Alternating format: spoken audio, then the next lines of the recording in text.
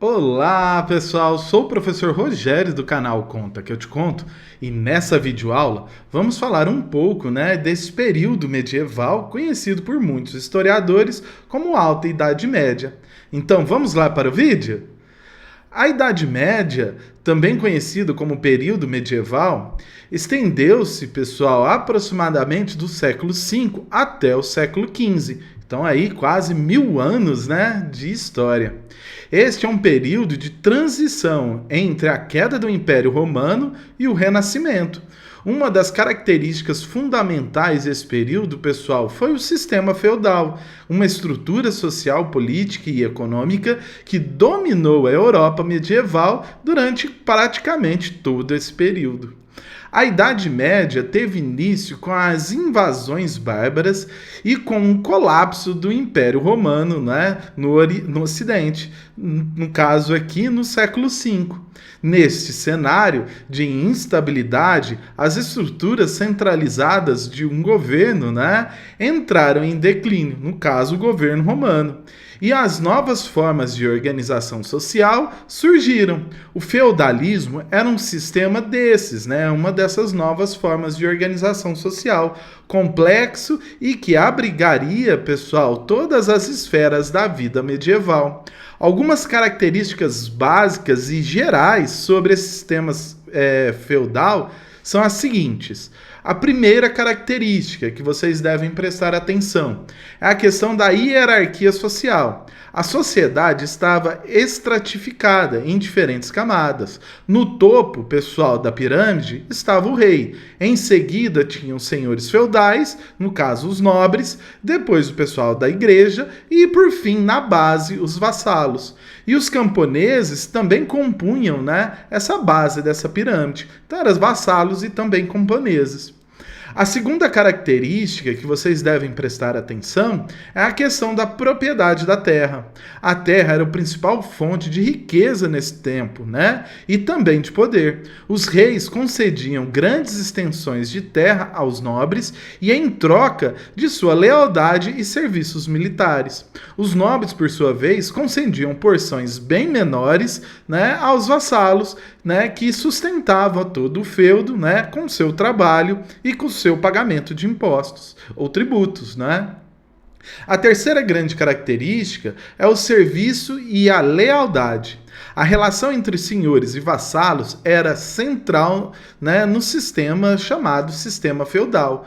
Os vassalos juravam lealdade aos senhores, e ofereciam serviços militares em troca de proteção e também de terras. Esse sistema, de serviço e lealdade ficou conhecido como vassalagem. A quarta característica, pessoal, que vocês devem se atentar é a economia agrária. A agricultura era a base da economia feudal e os camponeses trabalhavam nas terras dos senhores em troca de proteção. E a produção era geralmente autossuficiente. Cada feudo era praticamente autossuficiente. Existia um pouco de comércio, mas era bem pequeno, e não era bem incipiente, o comércio que existia durante esse período. A quinta grande característica é a decadência urbana. Com o enfraquecimento das estruturas urbanas romanas, as cidades perderam a sua importância. A vida medieval estava centrada em torno dos feudos e nas aldeias. No caso aí, o mundo era um mundo rural. A sexta característica, pessoal, que vocês devem se atentar é o poder da igreja. A Igreja Católica desempenhava um papel crucial na Idade Média, influenciando tanto a esfera espiritual quanto a temporal. E os líderes religiosos detinham grande poder e influência sobre os governantes. Então, tanto o governo quanto a igreja, eles dominavam toda a estrutura. Então, a igreja tinha um grande poder dentro da esfera política. Para entender melhor todo esse sistema feudal, é importante falarmos dos acontecimentos históricos para entender essas características desse sistema. Por volta do fim do século V, parte ocidental do império estava já dividida em pequenas unidades políticas, governadas pelas tribos que haviam ocupado, né, durante o início do século essa região. O último imperador do Ocidente, né, Rômulo Augusto, foi deposto em 476, né, depois de Cristo, evento que leva à adoção conceitual por muitos historiadores desse ano como o fim do Império Romano do Ocidente. O Império Romano do Oriente, referindo agora, né, como Império Bizantino, depois da queda do seu concorrente ocidental, né, mostrou pouca eficácia no controle dos territórios ocidentais nesse período. Embora os imperadores bizantinos tenham mantido pretensões territoriais e afirmando que nenhum rei bárbaro podia ousar tornar-se imperador do Ocidente, né? Então, assim, eles não conseguiram, de forma alguma, sustentar qualquer domínio ocidental, exceto, né, num pequeno período, né, da reconquista temporária da Península Itálica e da periferia ali do Mediterrâneo, por Justiniano I. A estrutura política da Europa Ocidental alterou-se significativamente com o fim da união do Império Romano. Embora as atividades dos povos bárbaros sejam frequentemente descritas como invasões, né, não se trata de meras campanhas militares, mas sim de migrações de populações inteiras para os territórios do Império. A migração foi facilitada pela recusa da elite romana em financiar o exército nas periferias dos seus territórios. Uma outra característica, né, comum, né, nesse período era o casamento entre os novos reis, né, e as elites romanas locais. Isso deu origem a uma incorporação gradual dos hábitos das tribos invasoras na cultura romana, incluindo, pessoal, assembleias populares que permitiam aos líderes tribais ter uma voz ativa em matéria de política nas regiões. Os artefatos deixados pelos romanos ou pelos invasores são, na sua maioria, pessoal, similares, sendo nítida a inspiração dos objetos tribais nos modelos romanos deixados anteriormente. De igual modo, pessoal, a maior parte da cultura intelectual dos novos reinos baseava-se diretamente nas tradições intelectuais romanas. No entanto, uma diferença substancial foi a perda gradual de rendimentos tributários em função das novas políticas e novas instituições. Muitas das novas instituições já não financiavam seus exércitos com dinheiro proveniente de impostos, mas com a atribuição, pessoal, de terras aos senhorios. Isso levou ao desaparecimento de um sistema de coleta de impostos, né, muito comum em Roma, uma vez que deixou de haver a necessidade, né, para a cobrança ou cálculo de grandes montantes de tributos. Uma outra característica que podemos, né, notar que entrou em declínio, né, foi a estrutura da escravatura. À medida que a oferta se reduzia e a sociedade se tornava cada vez mais rural, entre os séculos V e VIII, uma nova era de governantes preenche, né, o vazio político deixado pela administração central de Roma. Um exemplo, né, são os ostrogodos, que estabeleceram, né, na província romana da Itália, no fim do século V, sob o comando de Teodorico, né, e dão início a um reino notável pela cooperação entre os itálicos e os ostrogodos, pelo menos, né, durante um período ali do reinado. Os burgúndios, né? Desculpa aí, tá, pessoal? Estabeleceram na Gália e depois de um primeiro reinado dizimado pelos hunos em 436 depois de Cristo, formaram um novo, né, governo na década de 440 entre o atual Gênebra e Lyon, que durou, né, até o início do século VI, que viria a se tornar um dos mais influentes reinos da região. Agora, no norte da Gália, né, os francos e os bretões formaram pequenos reinos. O reino franco centrava-se, né, no nordeste da Gália, e o primeiro reinante, né, dos francos, né, no qual nós podemos ter mais informações, foi Quiderico, né, primeiro, que viria a morrer em 481. Durante o reinado do seu filho, no caso o Clovis I, o reino franco se expande e converte, né, ao cristianismo. Agora, os bretões, né, procedentes da Britânia, estabeleceram o que é hoje a Bretanha. E os visigodos estabeleceram o seu reino em grande parte da Península Ibérica, sendo no nordeste peninsular ocupado pelo reino suevo, e o norte da África o reino vândalo. Durante o século VI, os lombardos, né, estabeleceram-se no norte da Itália, substituindo o reino ostrogodo por um grupo de ducados responsável pela eleição de um rei comum.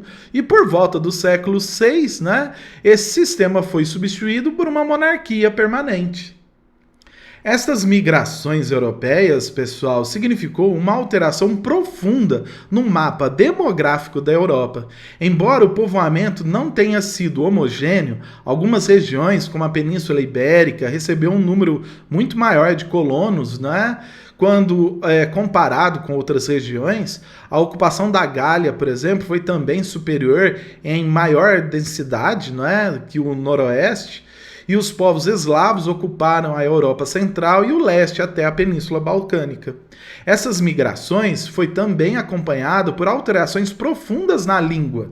O latim, né, língua oficial do Império Romano do Ocidente, foi gradualmente, pessoal, substituída por várias línguas de raiz latina, embora já bastante distintas, né, denominadas coletivamente de línguas românicas. No entanto, a evolução do latim para as novas línguas, como o francês, o nosso português, o romeno, foi um processo que ocorreu ao longo de séculos e atravessou uma série de fases.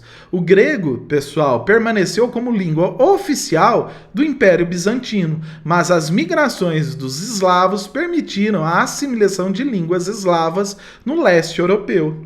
À medida que a Europa Ocidental assistia, né, à formação de novos reinos, o Império Romano do Oriente manteve-se intacto, chegando até a verificar-se, pessoal, um crescimento econômico que perdurou até o início do século VIII. A parte oriental, pessoal, do Império Romano, houve menos, né, tentativas de invasões.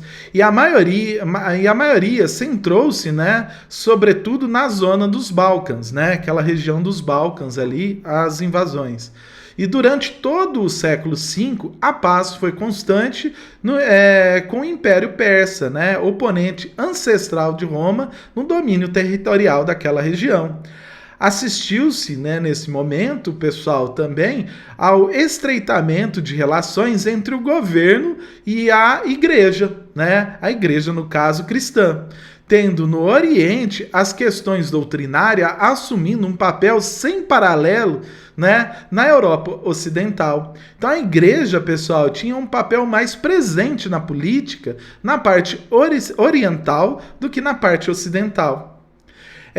O nível jurídico, a nível jurídico, pessoal, procedeu-se à codificação do direito romano, tendo sido completado o Código de Teodósio, né, em 438, né, depois de Cristo. No reinado de Justiniano, isso aí é muito importante, procedeu-se a uma compilação ainda mais detalhada, né, desses códigos jurídicos, conhecidas, pessoal, como Corpus Juris Civilis. Justiniano impulsionou também a edificação, né, da Igreja Santa Sofia em Constantinopla e a reconquista do norte da África aos vândalos e a Itália, né, pelos ostrogodos, sob o comando, no caso, do general Besária. Apesar da aparente estabilidade, o feudalismo enfrentou vários desafios, né, pessoal? Como as cruzadas, a peste negra e movimentos sociais, como a revolta dos camponeses. Esses eventos desempenharam um papel na transformação gradual para um sistema mais complexo, que seria o sistema feudal. A Idade Média, pessoal, deixou um legado muito duradouro. Muitos aspectos da sociedade, como o sistema de classes, a influência da igreja, né, na política e o foco na agricultura, moldaram a Europa medieval e construíram contribuíram, no caso, desculpa pessoal, para o desenvolvimento posterior da civilização ocidental. Na próxima videoaula, vamos falar um pouco mais sobre as características políticas e econômicas do feudalismo e também das cruzadas, que marcaram profundamente esse período histórico. Muito obrigado, pessoal, por me ajudar nesse trabalho. Deixa aí do outro lado aí seu like, comente o que vocês mais gostaram de saber e compartilhe com seus colegas esse vídeo. Valeu, pessoal! Muito obrigado!